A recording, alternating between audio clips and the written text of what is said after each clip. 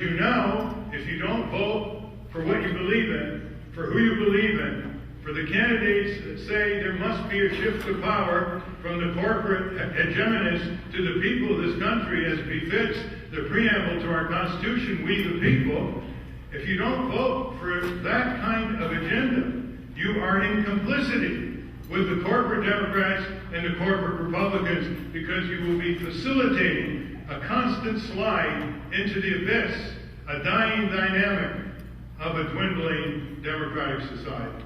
And still, the mass media, immersed in this iron grip of a two-party duopoly serving corporate interests, has the gall to say that they're not covering us because we can't win. That's like saying we can determine how many tens of millions of people are going to know about your candidacy, and we're going to close the door on these people. Corporate power comes in so many manifestations that we now reflect Franklin Delano Roosevelt's message to the Congress in 1938 when he asked for an investigative commission to be established to investigate corporate power. And he said to the Congress, whenever government is controlled by private economic power, that is fascism. Right. Those are his words.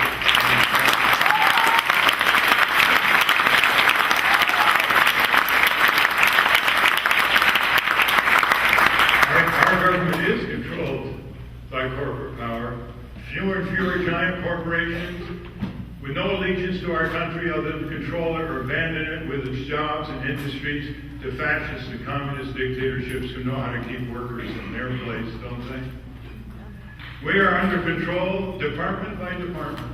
Defense, Treasury, Interior, Agriculture, Food and Drug Administration, OSHA, EPA, Auto Safety.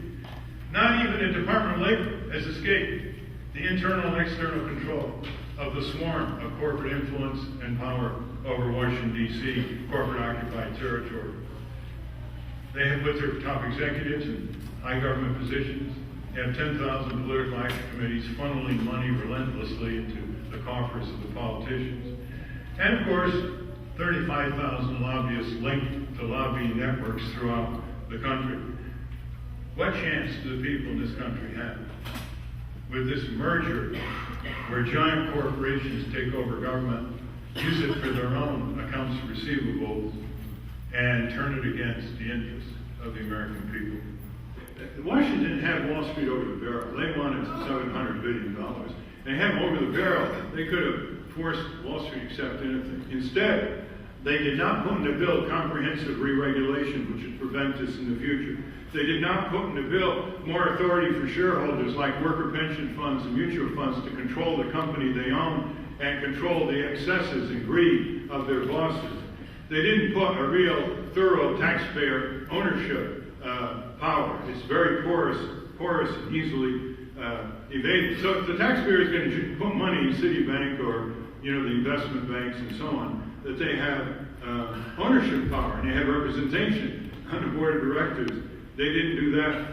They didn't provide for expanded criminal prosecution of these Wall Street crooks and the disgorgement of their ill-gotten gains. And they didn't even require the speculators to pay for their own bailout. Here's how they could have done it. Other countries have this kind of stock transaction tax. The UK, for example.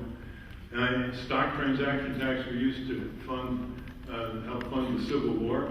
Franklin Delano Roosevelt had it. And then it was abolished after World War II. Here's how it worked.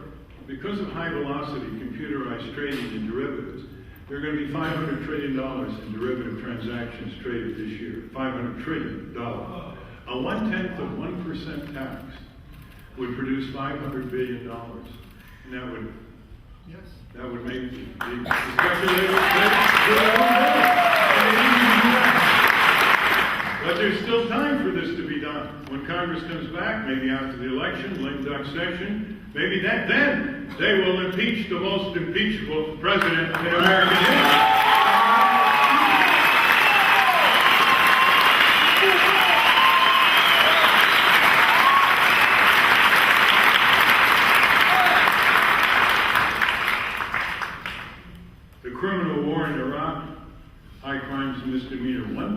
Systemic torture, high crimes and misdemeanor 2. Imprisoning Americans without filing charges, denying habeas corpus, high crimes and misdemeanor 3. Snooping on millions of Americans without judicial warrant, high crimes and misdemeanor 4. And President Bush signing a statement saying he'll decide whether to obey the law he is now signing that Congress sent to him. Now, even the conservative American Bar Association, very conservative, full of Republican lawyers, sent 3 white papers to George W. Bush in 2005 and 6, documenting and declaring that he is in continual serious violation of the Constitution. At any rate, we cannot just leave this bailout the way it is, because it's a horrible precedent. In effect, it is further concentrating power in fewer and fewer giant corporate hands, and they're going to do it again. They're going to do it again, and they're going to do it again. They did it in the S&L debacle. They did it in long-term management debacle. They did it in the dot-com debacle. And they will do it again and again until we say, never again.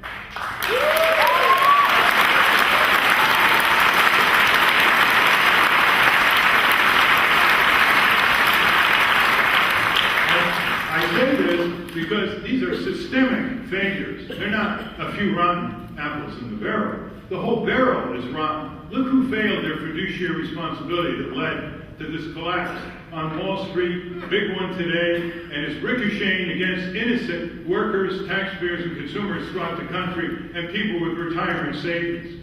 Look who failed. The fiduciary responsibility of the officers of these banks and investment banks and brokerage firms. Then the board of directors looked the other way. Then the corporate law firms looked the other way. And then the accounting firms looked the other way. Why did they look the other way? Because they were paid to look the other way. And then the state regulators failed. And then the federal regulators failed. What's left of regulation? So the whole panoply of safeguards that the American people thought were securing their hard-earned dollars in trust by these corporate institutions was seriously breached and detonated. This is a systemic failure, and we've got to recognize it as such. And it will never change until corporations are structurally, constitutionally subordinated to the sovereignty of the people in specific ways or displaced by community economic self-reliance.